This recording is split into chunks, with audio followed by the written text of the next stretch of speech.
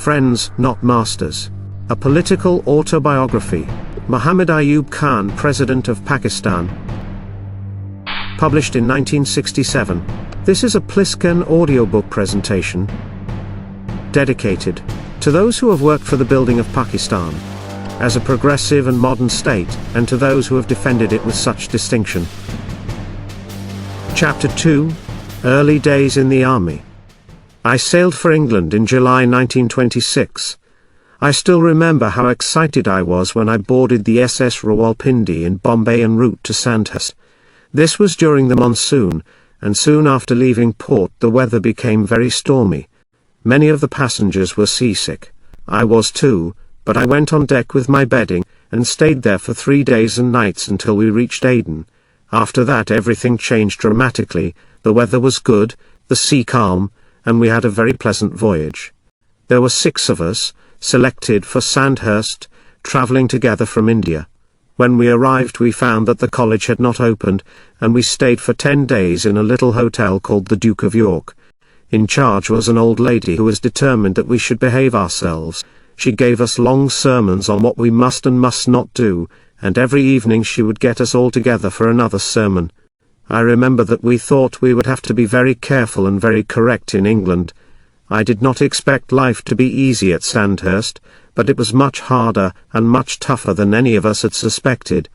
At first I wondered if I would be able to stand it, but I quickly adjusted myself to it. I was in excellent physical condition, and soon began to thrive on the demanding Sandhurst life, and even enjoyed the 15-mile run.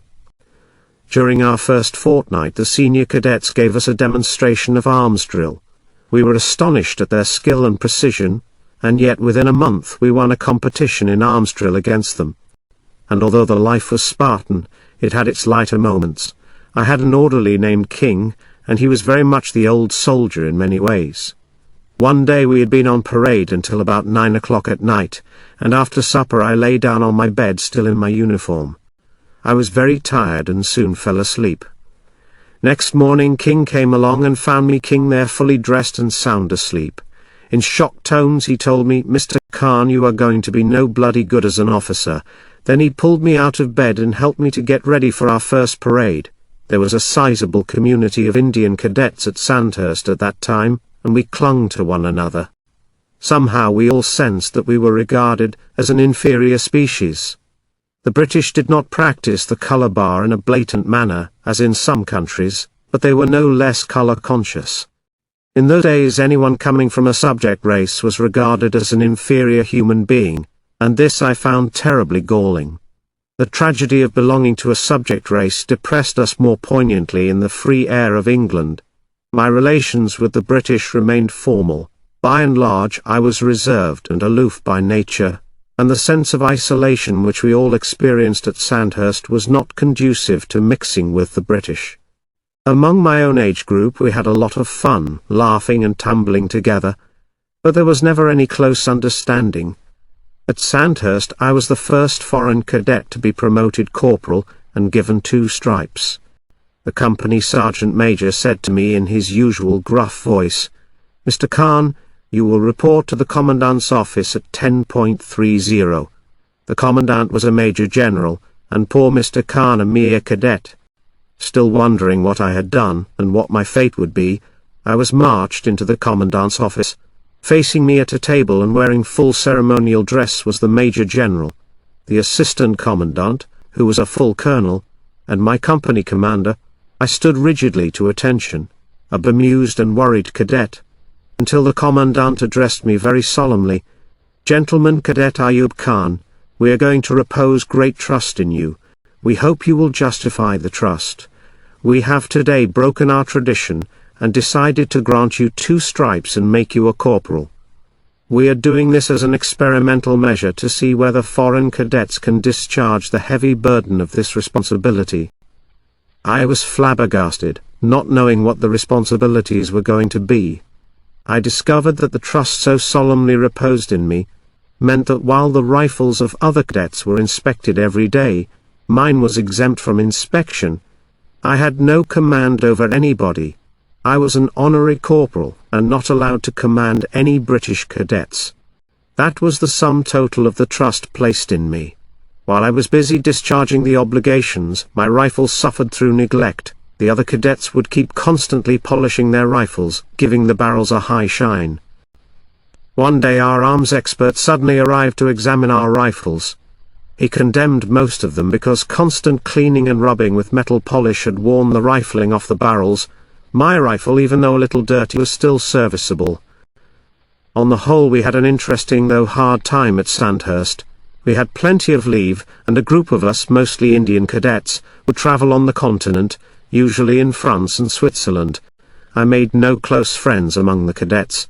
I used to know Nasir, Bonsal, Nagar, and several others. Chaudhry, who later became Commander-in-Chief of the Indian Army, was in the same platoon as I was. He was a good cadet, intelligent and hard-working, but for some reason he was not accepted by the Indian cadets. I did fairly well in my examinations, and passed about 60th in a class of 123 cadets. One is judged by one's overall performance and power of command. I was first among the Indian cadets. This may well have been due to the distinction of being a corporal. While I was in Switzerland on leave, about a month before the results of our course were known, I received a letter from my mother, telling me that my father had died. It also revealed that he had died 3 months before I received the letter, in September 1927. This was terrible news, and afterwards I found out what had happened. Just before his death, he was almost blind with cataract, and he would get someone to write his regular weekly letters to me. He had asked that in the event of his death I was not to be informed until I had finished my course at Sandhurst. Letters were still to be sent to me each week. I felt the loss of my father acutely. I was conscious of the responsibilities as head of the family, particularly in respect of my younger brothers and sisters. I went to the officer who used to act as a guardian for some of us overseas cadets, and asked for his advice. He got in touch with the India office, which in turn consulted the War Office. They confirmed that I had done well in my examinations, and would be commissioned. I was given 6 weeks' leave, and was able to return home. I travelled by a ship called the Neuralia. I remember the journey between Aden and Bombay. The sea was like an artificial lake, calm and serene. Throughout the day I used to see fish of all kinds and colors playfully jumping out of the water, and diving back without a splash. At night I stood on the deck, and it seemed that someone had magically arranged an illumination of the ocean. In the calm of the night and amidst the colors of the sea, the thought of my father's death weighed heavily on me. I spent my leave with the family. After that I was sent to a British regiment, the Royal Fusiliers, who were stationed in Ambala in the eastern Punjab. This was a trial period for junior officers before they joined the Indian Army, and for the British officers, it was an opportunity to learn Urdu before their posting to an Indian unit. The Royal Fusiliers were largely recruited in and around London. Although they were townsmen, they were good soldiers. I was impressed by the high standard of their discipline, and by their behaviour under very difficult conditions of climate and of terrain. The British officers were a lively crowd, and we got along very well. They had able senior officers, and I made some good friends among them. When I was posted to the Indian Army, my commanding officer reported that I would make a good officer in any army. An interesting incident occurred early in my service. Every year a unit had to go through an exercise set by the brigade commander, the object of which was to test the unit commander. We were in Aurangabad, in southern India, and I must have been in the 3rd year of my service. I was put in charge of the enemy forces, and there were to be 2 exercises. My commanding officer led the home forces. In both exercises I encircled him, I completely stymied him and frustrated his plans. At the end there was a conference in which the brigade commander commented on the exercise and the conduct of the battalion commander. He pointed out where things had been mishandled and where correct action was taken. He turned round to me and said, "I have a real word of praise for the enemy commander." My commanding officer never forgave me after this. Nothing I did seemed right to him. Instead of taking the whole thing in a sporting spirit, he chased me about, and for a couple of years I had a difficult time. In the Indian Army, my first regiment was the 1-stone 14th Punjab, which was raised from one of the Ranjit Singh units. The Sikhs used to call it the Sherdil Battalion. We called it Sherdil later. Like many other units of the British Indian Army, it had 4 groups or classes: Pathans, Punjabi Musalmans, Sikhs and Dogras, all equally distributed. There were several Indian officers with me, including the late Colonel Khurshid, who became the first Pakistani governor of the Northwest Frontier Province. Among the others were Colonel A.S.B. Shah and Dillon, who later became a general in the Indian Army. I was soon aware of a certain amount of friction between the junior British officers and the senior Indian officers. Politically, events were moving gradually towards the granting of independence, and not unnaturally there were suspicions and misunderstandings between the two groups. The Indian officers were all deeply interested in these developments, and when the Indian National Congress stepped up its campaign for freedom, we Muslims began to wonder what would happen to us. Freedom, as far as we were concerned, meant freedom from both the British and the Hindus. This political consciousness, and the consequent strain, was restricted to the officers. Among the men there was great fellow feeling. Friction among the Jawans was usually over questions of promotion, and right up to the time of partition the army remained a closely knit force. Even the earliest riots did not affect the rank and file, until it became clear that 2 sovereign countries would emerge after the withdrawal of the British, and that the army would be divided. When senseless killing started at the time of partition, communal feelings among the ranks did run high. It was feared at that time that the 2 factions might come to an open fight, but fortunately this was avoided. The ill feeling between the British and Indian officers before the war, in my experience, manifested itself in a number of ways and arose at times over seemingly trivial incidents. There was trouble in the mess because the British officers would not let us have the food we wanted, particularly curry, which was served only on Mondays, Thursdays and Sundays. Then, there was dissension over the question of music, when we wanted Indian records as well as Western ones in the mess. At one stage some Sikh and Hindu officers called a meeting to boycott certain British officers. I urged them not to quibble over little things, but these small arguments created a continual if slight strain. Despite these differences, the Indian Army was a well-trained and disciplined fighting force, which expanded swiftly after war was declared in September 1939. I was playing tennis with some friends at Banu on the northwest frontier, when news came that Germany had invaded Poland, and we realized that this meant a world war. Soon we were all separated. The army started growing rapidly because of its commitments in the Middle and the Far East, and I was sent to New Delhi to raise a territorial battalion. Then I went to the Staff College at Quetta, and after completing my course, was posted to Army headquarters in Delhi, as a staff officer. My next move was to the headquarters of 15 Corps at Barakpur, just outside Calcutta, where we worked in the office of the Governor's house, drawing up plans for the defense of India against a Japanese invasion. As I moved around the area with its hot, humid climate, I became increasingly depressed and disenchanted by that part of India yet. Several years later, when I went to East Pakistan as GOC, I developed a great liking for the area. Around the time that 15 Corps entered the Arakan to fight the Japanese, I was made second in command of the 1-stone Assam regiment. The Nagas, who had a hard time both during and after the war, were part of this regiment. We moved into Burma, and were soon involved in heavy fighting as we crossed the Chindwin River and advanced to the Irrawaddy. After crossing the Irrawaddy River, we fought our way to Mandalay. It was hard, bitter, hand-to-hand fighting in the jungle. It used to rain incessantly, and we found refuge in foxholes when the tents became too wet to provide any comfort. But even there we had no escape from the mosquitoes. We spent our time warding them off and nursing our blotches. The only thing that saved us was DDT and mepecrine. Rations used to be adequate, but the frozen chickens from Australia, which were dropped by 3 Dakotas one fine morning, were especially welcome. It was only later that we discovered the supplies were intended for a British regiment as Christmas gift. There was hell to pay in the way of explanations, but there was little we could do about it.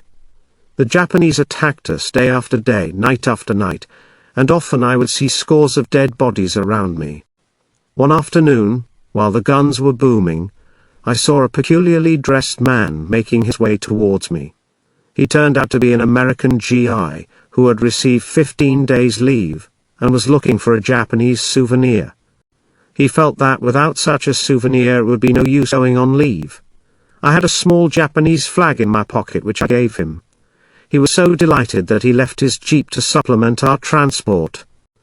I was in Burma for about 18 months before I was transferred to the northwest frontier of India in the spring of 1945. There I was given command of a battalion of the 15th Punjab Regiment, which was stationed at Landi Kotal, in the Khyber Pass. While I was away, my old battalion of the one-stone 14th Punjab had been sent to Malaya and captured by the Japanese. I was stunned when I heard the news. Some of our officers who were captured joined the Indian National Army, a Japanese-inspired force.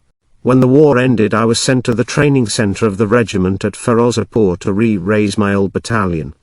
There some of these former war prisoners came back to join us, and I found that they were still in a bad state, both physically and mentally. They had been reduced to skeletons and their faces showed marks of ill treatment. I noticed too that they had become very cunning and suspicious, and were wary of everyone and very careful of what they said. For them, as for the rest of us, the war had ended, although we did not realize it at the time. Another struggle, this time for our own independence, was approaching its climax. I was then president of the Army Selection Board at Dehradun, where we selected officers for permanent commissions in the British Indian Army. There was a large number of failures as the required qualifications and standards were very high.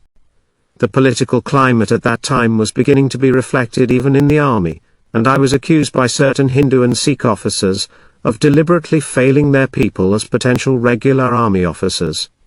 Of course, even as president, I had, like the other members on the selection board, only one vote, and so I could not by myself accept or reject any candidate for a permanent commission. In spite of this unpleasantness, I found my spell of service on the selection board extremely interesting and a great training and experience in assessing people. But my service on the selection board was the lull before the storm. With almost no warning, the horrors of communal rioting burst upon us. The communal situation in the Punjab deteriorated rapidly. After the Viceroy's announcement of the Partition Plan on June 3, 1047, there was some slight improvement, but the Sikhs soon started a vigorous agitation against the notional division of the Punjab described in the plan. They were hoping to form a separate state of their own, after driving out the Muslims from Sikh areas. On Tuesday, July 22, 1940, 7 members of the Partition Council decided to set up a special military command from 1 August to protect the population of Sialkot, Gujranwala, Sheikhupura, Lialpur, Montgomery, Lahore, Amritsar, Gurdaspur, Hoshiarpur, Julndur, Ferozepur and Ludhiana, civil districts of the Punjab covering in all over 29,000 square miles. Major General Rees was appointed military commander for this purpose. I was told that I had been attached to him in an advisory capacity on behalf of Pakistan, and that Brigadier Digambir Singh was to represent India. It was further decided by the Partition Council that after 15 August Major General Rees will control operationally the forces of both the new states in this area. The Partition Council had hoped that the setting up of this boundary force would have a reassuring and stabilizing effect in the Punjab. They had not foreseen the Holocaust which was to engulf the whole of the Punjab. The agitation launched by the Sikhs suddenly took a violent and dangerous turn according to a premeditated program. The Sikhs had a well-trained organization which attacked the Muslims and drove them out towards Pakistan by moving flying columns of armed men from one district to another. The first clash occurred on August 4, 1947, at Majithia in Amritsar district. 2 Muslim villages were surrounded and burned to ashes, and a large number of people were killed. From there the Sikhs moved to Taran Taran, where again there was a general massacre of the Muslims. On 14 August the Muslim police in East Punjab, particularly in Amritsar, were disarmed. This was a signal for a general conflagration and slaughter of the Muslims. Understandably there was severe criticism of the boundary force, and I also came in for a good deal of blame. But I was placed in a hopeless situation. I was an outsider whose role was purely advisory. I had no staff, and there was no one under my command. But that apart, the boundary force could not have prevented those massacres. Sir Francis Tucker has described the ineffectiveness of the Punjab boundary force in his book While Memory Serves. Our talk with General Rees at Ambala in early August showed that he had no doubts that the eastern Punjab would blow sky high over the Boundary Commission's award when it came. On the 11th August we learnt that Amritsar had had a bad bloodletting the day before, and that Calcutta had had rather more trouble than usual that night. Both police and army had had to open fire. While we knew that we could now hold Calcutta in check, we were equally certain that Amritsar was but the spark to fire a train of horror in the north. The local administration was powerless to exercise authority against mob rule, for it had not been organized and strengthened to tackle the coming task as had the army. Had it been so organized, the task of the PBF would have been far easier, for as much as anything, it was the communal attitude of the local civil officials and police that made the task of the PBF almost hopeless from the start. The administration of the whole of India was simply jogging along on the remains of the prestige that the British had built for it in the past 100 years. In the eastern Punjab even that remnant died long before the 15th August, killed by communalism and mob rule. There is another reference to the difficulties of the boundary force in Penderel Moon's Divide and Quit. There was, I found, a remarkable faith in the projected boundary force. I could not share it. The Sikhs, I thought, were bound to attack the Muslims when they saw the chance. If the boundary force was really powerful and effective, they would wait till it was withdrawn. If it was ineffective, they would disregard it. On my way back from Delhi to Bahawalpur, I happened to hear some views about this force from a young Sikh major, who shared my compartment for part of the journey. He was himself about to join it, but was utterly skeptical of its capacity to maintain order. He thought that a large proportion of the troops would be infected by the communal virus and prove unreliable. He was also doubtful whether mechanized infantry would be able to operate effectively in the rural areas during the monsoon. I fully agreed with him in this.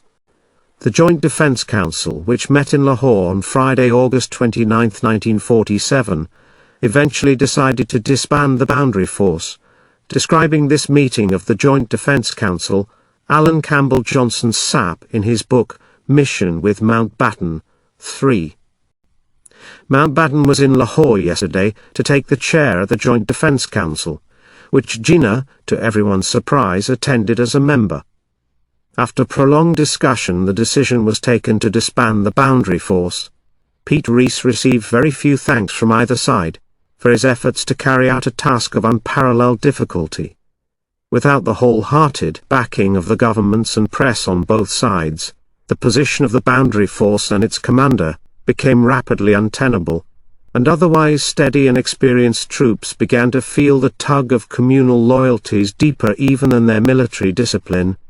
I have quoted these authors to show that the boundary force was doomed to failure from the beginning. There was a great paucity of communications. The force could only rush to a place that was being attacked, and by the time the troops arrived it was looted, burnt, and the Muslim inhabitants massacred. In the end, all that this force could do was to try and keep the roads clear for the refugees. This was done by patrolling the main thoroughfares and the railway lanes. This was the unhappiest period of my life. I had never before seen anything so terrible and brutal. Women and children were mutilated and innocent people butchered mercilessly. All human qualities seemed to have been snuffed out, and the whole edifice of culture and civilization crumbled during these terrible weeks. My faith in human nature was shaken, and I used to ask myself, what can one do to stop this madness? With great difficulty I managed to rescue a number of Muslims from Amritsar and elsewhere. There was a small area between the Grand Trunk Road and the railway line in Amritsar, which was mainly inhabited by the Muslims. The colony was surrounded by the Sikhs, who had occupied positions of vantage in two-storied buildings from which they could snipe at anyone trying to leave the area. I was able to arrange a couple of trains and get some troops to escort the inhabitants of the colony. I remember a railway engineer who proved extremely helpful. We also moved a number of families from Simla, Dehradun, and Ambala. The whole operation lasted about 3 weeks. Altaf Qadir was also there at that time and was associated with evacuation. I sent a message to the new Prime Minister of Pakistan, Liaquat Ali Khan, that we might have over 1 million refugees.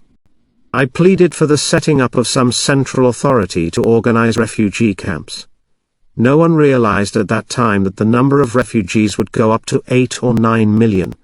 From the horrors of partition in the Punjab, I returned to Waziristan to command a brigade. I knew the area well. On my last posting there, I'd been stationed at Mir Ali in Waziristan. I had an untrained battalion at that time, and had to cover about 20 miles of road so that the convoys could pass between Razmak and Banu. This meant picketing the heights so that the tribesmen would not fire at the convoys. I put my troops through a very tough battle inoculation, firing over their heads with rifles and machine guns, and inside a fortnight, I had a well-trained battalion ready for active service in the very difficult terrain. My most lasting impression, and it was a distressing one, of the various campaigns on the northwest frontier, was the sheer futility of it all. It was a great waste of time, and a great waste of men. Nothing was really achieved, and when Pakistan was established, there were several army divisions as well as scouts and levies all tied up on the frontier. All they did was to provide a constant irritation to the tribesmen, and a target for them to fire at. Also, no real progress would be possible in this part of Pakistan, while this state of affairs continued. There was only one sensible thing to do, and that was to withdraw our troops from the northwest frontier. And this in fact is what happened. A committee under that very fine officer, Lieutenant General Sir Francis Tucker, had studied the problem, and recommended that the army be withdrawn from Waziristan. This bold and sensible proposal was made before Pakistan came into being, and the new government of Pakistan accepted the findings and decided to implement them. I was made responsible for a major part of the withdrawal. Now, troops had been in this area for over 100 years, and any withdrawal of this kind is always a difficult and potentially dangerous business. A few days before the evacuation, a group of my men were fired upon by the tribesmen, and several of them killed. I was extremely angry and decided to retaliate quickly and severely. As a result, I was faced not only with angry tribesmen but also with a worried divisional commander and the political agent, who claimed that my action was irregular. I met the tribesmen and made my stand clear. I told them that they must never again kill our soldiers, who were good Muslims, like themselves, and that the killing was senseless. Also, I stressed that these men were the defenders of Pakistan, which was now their country as well as mine. Then I explained that we were going to pull out of Waziristan, but that if any of my men were harmed and if they opened fire on them, I would turn back and attack. They knew I meant what I said, and I was glad that when we pulled out, the tribesmen and their chiefs picketed the hills for us. They put up white flags on the strong points and all the leading Maliks helped. We were able to arrange an orderly and successful withdrawal. Today things have changed on the frontier, and we have made great progress there. Hundreds of schools have been opened, miles and miles of roads have been laid, and hospitals and colleges built. And the most encouraging sign of all is that the tribesmen are constantly asking for further development. My policy is clear: we will not intrude upon their areas unless they ask us, and when they do ask, we will develop their territories, but not by individuals. This approach has worked very well, and there has been a great transformation on the northwest frontier. But in a way, the northwest frontier was one of the minor problems facing the new state of Pakistan. We had a long, hard road to travel, and right from the outset we met some terrible difficulties. Millions of homeless and destitute refugees were flooding in. The sources of the rivers of the Punjab, which provided irrigation in our territory, were in India. These were but two of the many grave issues which confronted us. For my part, the major problem I was called upon to solve was the formation and training of the Army of Pakistan. I became deeply involved in this for several years, first as GOC in East Pakistan, then as Adjutant General, and finally as Commander-in-Chief of our army. Before describing in some detail my experiences in these posts, I would like very briefly to mention the state of the army immediately before and after partition. In the British Indian Army, we Muslim officers had an instinctive sympathy for the great struggle in which the Quaid-e-Azam, Muhammad Ali Jinnah, was engaged to ensure the creation of the state of Pakistan. But we had no real knowledge of the personalities involved in this political struggle, and by training we had been taught that as army officers we should stay out of the political arena, so the politicians were largely an unknown quantity to us, as we were to them. When independence was achieved, we realized that we would have a separate homeland for the Muslims, and naturally the question of whether the army should also be divided became a major issue. Although I was not directly involved in the division of the armed forces, I was convinced from the outset that we had to have our own army for Pakistan. Also, that we had to create a first-class army to defend our country. General Cariappa, at that time the senior Indian officer in the army, approached me to support him in his efforts to keep the army undivided. He wanted to have one army for both India and Pakistan, and thought that I would understand and appreciate his viewpoint. I told him that one army serving two independent countries was inconceivable. The army was the instrument of sovereignty and the shield of the people, and it could have no entity outside the thinking and the will of the people. We must have our own army to carry out our policies and to preserve our independence, I said. A council was then set up to divide the armed forces. We had Raza, Akbar and Latif on this council representing Pakistan.